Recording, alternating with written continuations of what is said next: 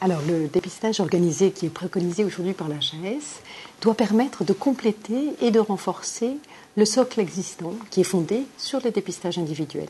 Il permet en fait, ce dépistage individuel aujourd'hui, d'atteindre à peu près 50% de la population des femmes de 25 à 65 ans, et ceci grâce à l'implication des professionnels de santé, notamment les gynécologues.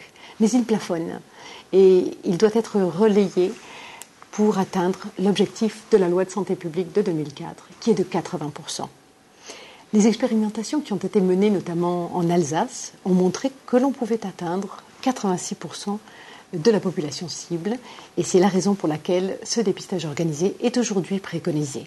Il permettra un rééquilibrage, puisque si 50% des femmes sont aujourd'hui sous-dépistées, 40% des femmes sont surdépistées.